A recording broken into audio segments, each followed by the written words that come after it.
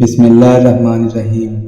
بیان کیا جاتا ہے کہ روم کے ایک جنگجو بہادر نے حضرت عمر رضی اللہ تعالی عنہ کے زمانے میں مسلمانوں کی ایک جماعت کو قید کر لیا اور شاہ روم سے بیان کیا کہ مسلمانوں میں ایک شخص نہایت قوی اور محب قسم کا انسان ہے جس کو دیکھ کر بھی خوف معلوم ہوتا ہے۔ یہ سن کر بادشاہ روم نے اس شخص کو دیکھنے کے لیے طلب کیا۔ اس زمانے کے دستور کے مطابق شاہ روم کے سامنے ایک زنجیر لگی ہوئی تھی جس کی وجہ سے باہر آنے والے بادشاہ کو سامنے جھک کر آنا پڑتا تھا۔ جب اس مرد مومن نے زنجیر دیکھی اور معلوم ہوا کہ اس کے نیچے سے جھک کر آگے جانا ہوگا تو اس نے بادشاہ کے پاس جانے سے انکار کر دیا۔ تب شاہ روم نے اس زنجیر کو اٹھانے کا حکم دیا کہ وہ شخص اس کے پاس آ سکے جس کو دیکھنا اور اس سے باتیں کرنا منظور تھا۔ چنانچہ جب وہ شخص بادشاہ کے پاس گیا تو بادشاہ نے اس شخص سے کہا کہ تم ہمارے دین میں داخل ہو جاؤ تاکہ میں اپنی انگوٹھی تم کو پہنا کر روم کی سلطنت عطا کر دوں۔ یہ سن کر اس مرد مومن نے دریافت کیا کہ دنیا کا آخر کتنا حصہ تیرے قبضے میں ہے؟ بادشاہ کہنے لگا دنیا کا تقریباً تہائی یا چوتھائی حصہ میرے قبضے میں ہے۔ اس مرد مومن نے جواب دیا کہ اگر پوری دنیا تیرے قبضے میں زر و جواہرات سے پر ہوتی اور تو ایک دن کی اذان کے عوض مجھے دیتا تو میں اس کو بھی قبول نہ کرتا۔ تو اپنی سلطنت کے عوض میرا ایمان خریدنا چاہتا ہے۔ شاہ روم نے یہ سن کر دریافت کیا کہ اذان کیا چیز ہے؟ مرد مومن نے جواب دیا اشہد ان لا الہ الا اللہ و اشہد ان محمد رسول اللہ۔ اذان ایک ہی کلمہ ہے۔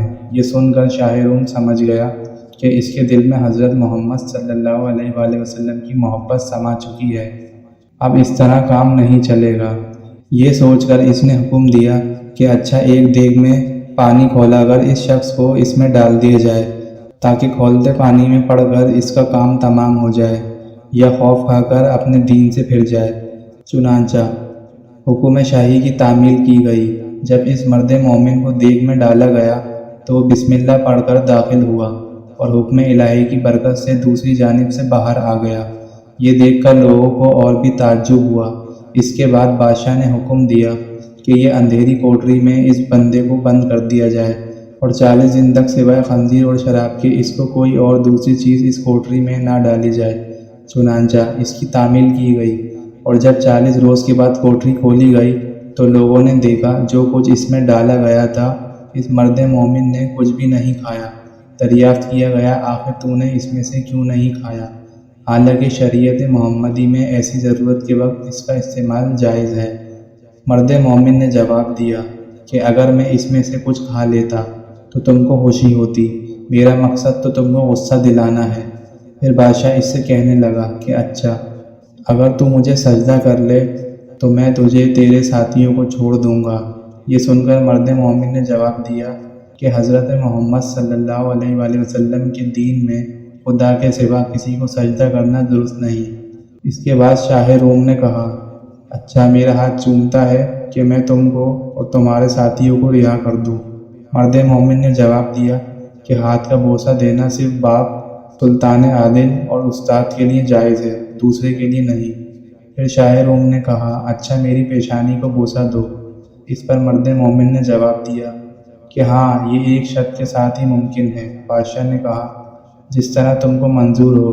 پس مرد مومن نے اپنی آستین اس کی پیشانی پر رکھی اور اس کو چوم لیا اس نیت سے کہ میں اپنی آستین کو بوسہ دے رہا ہوں۔ اس کے بعد بادشاہ نے اس مرد مومن کو ماں اس کے ساتھیوں کے بہت کچھ مال و زر دے کر رہا کر دیا اور حضرت عمر رضی اللہ تعالیٰ عنہ کو خط لکھا کہ اگر یہ شخص ہمارے شہر میں ہمارے دین پر ہوتا تو ہم اس کی پرستش کیا کرتے۔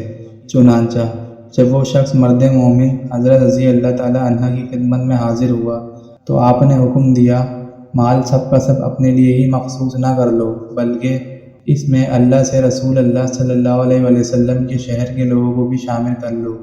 یہ سن کر مرد مومن نے اس کی تعمیل کی اور جو عطیہ یا نذرانہ اس کو ملا تھا اس میں سب لوگوں کو شریک کر لیا۔ سچ ہے جو شخص ایمان و اخلاص کے ساتھ اللہ پر بھروسہ کرتا ہے اللہ تعالیٰ ہر حال میں اس کی مدد فرماتا ہے۔ چنانچہ ہمیں بھی چاہیے کہ زندگی کے ہر موڑ پر صرف اور صرف اللہ ہی پر نظر رکھیں۔ اللہ تعالیٰ ہم سب کو عمل کرنے کی توفیق عطا فرمائے۔ آمین۔